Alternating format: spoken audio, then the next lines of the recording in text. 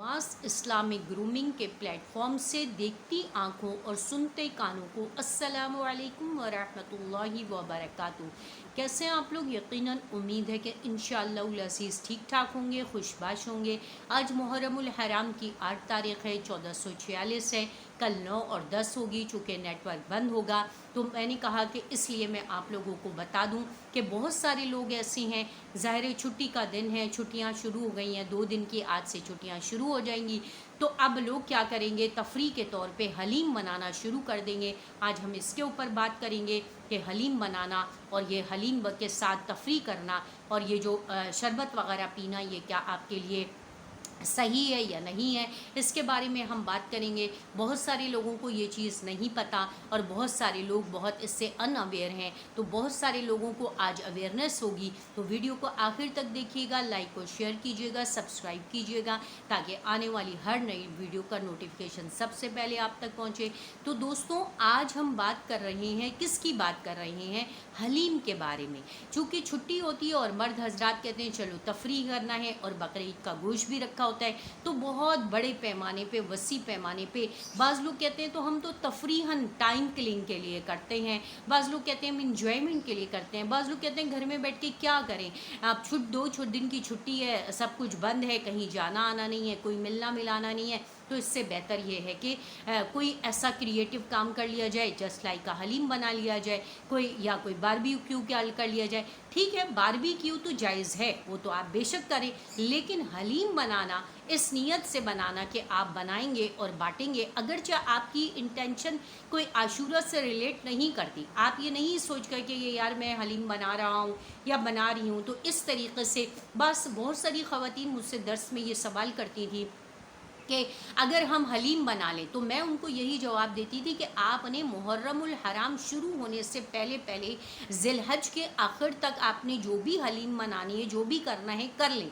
और फिर आपने जैसे ही मुहर्रम का चांद दिखेगा उस वक्त आपने हलीम नहीं बनानी है। उसके बाद जब मुहर्रमुल हराम ख़त्म हो जाए तो फिर बेशक आप हलीम बना सकते हैं। तो दोस्तों, इसके बारे में आज हम बात कर रहे हैं कि हलीम बनाना क्या ये जायज़ है या नाजायज़ है, और इसके साथ तफरीहन बनाना जायज़ है या नहीं जायज़ है, और अगर हम टाइम किलिंग के लिए बना रहे हैं तो ये जायज़ है या नाजायज़ है, इसके बारे में आज हम डिटेल से बात करेंगे। तो दोस्तों, ये जो हलीम बनाना है ये बिल्कुल भी सही नहीं है, ये वेस्टेज ऑफ टाइम है और इस्लाम हमें इजाज़त नहीं देता कि हम वेस्टेज ऑफ टाइम करें, हम कोई ऐसी एक्टिविटी करें कि जिसके अंदर जो पॉजिटिव एक्टिविटी हो, और ये इसकी मुमासलत जो है वो आप क्या करते हैं, दूसरे जो मसलक के लोग हैं उनके साथ हो रही होती है, क्योंकि उनके यहाँ खाना पीना और दूसरी चीज़ें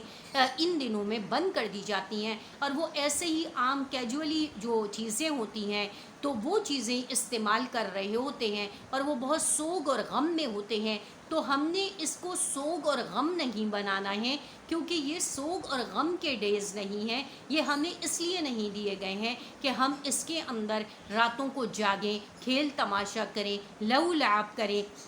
और अपना टाइम ज़ाया करें, बल्कि इसमें भी आपने क्या करना है, रोज़े के साथ अपनी इबादत को मुज़य्यन करना है, और बहुत अफजलियत है, बहुत फजीलत है। और इसको अगर कोई ये कहता है कि हम तो तफरीहन कर रहे हैं, हमारी तो इंटेंशन ये नहीं है कि हम जो है वो हम किसी के साथ उसकी रिजेंबल कर रहे हैं, तो ये भी जायज़ नहीं है। आप जो ये डेज़, जो पर्टिकुलर डेज़ हैं 9 और 10, अगर इसमें कुछ भी ऐसा काम कर रहे हैं, अगर आपकी इंटेंशन नहीं है, लेकिन वो चीज़ उसी के ऊपर रिजेंबल की जाएगी जो और लोगों के मसलक से बिलोंग करती है, तो खुदारा अब विदाउट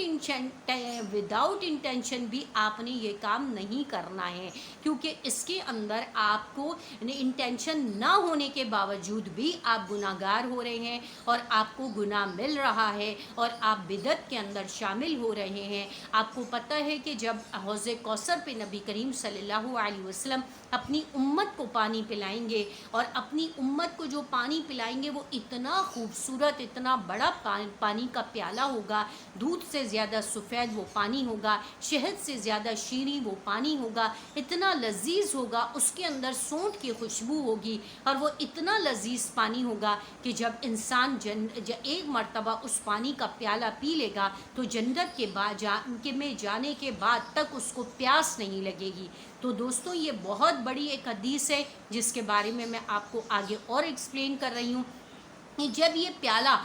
پلائیں گے نبی کریم صلی اللہ علیہ وسلم اپنی تمام امتی کو، لیکن جب کچھ امتی ایسے آئیں گے جنہوں نے آپ صلی اللہ علیہ وسلم کے وصال کے بعد دین میں ایڈیٹنگ کر دی جس کو بدعت کہا جاتا ہے، تو جب وہ کھڑے ہوں گے پانی پینے کے لیے، ان کا نمبر آ چکا ہوگا، تو فرشتے پیچھے سے ان کا گریبان پکڑیں گے اور ان کو گھسیٹ کر کے پیچھے کر دیں گے، تو آپ کہیں گے فسقاً فسقاً کہ دور ہو جا دور ہو جا، تو آپ صلی اللہ علیہ وسلم فرمائیں گے کہ امتی امتی، کہ یہ تو میرا امتی ہے، یہ تو میرا امتی ہے، یہ تو میری امت کا بندہ ہے۔ تو فرشتے کہیں گے کہ اے محمد آپ کو نہیں پتا کہ اس نے آپ کے دنیا سے جانے کے بعد آپ کے دین میں کون کون سی بدعت، کون کون سے رواج، کون کون سی رسومات اور کون کون سی ایڈیٹنگ کر دی تھی، اس وجہ سے آپ جو ہے یہ وہ بندہ حوض کوثر سے پانی پینے سے محروم ہو جائے گا۔ تو دوستوں آپ لوگ بھی اپنے آپ کا خیال کیجئے کہ آپ کی یہ چھوٹی چھوٹی سی لاپرواہیاں،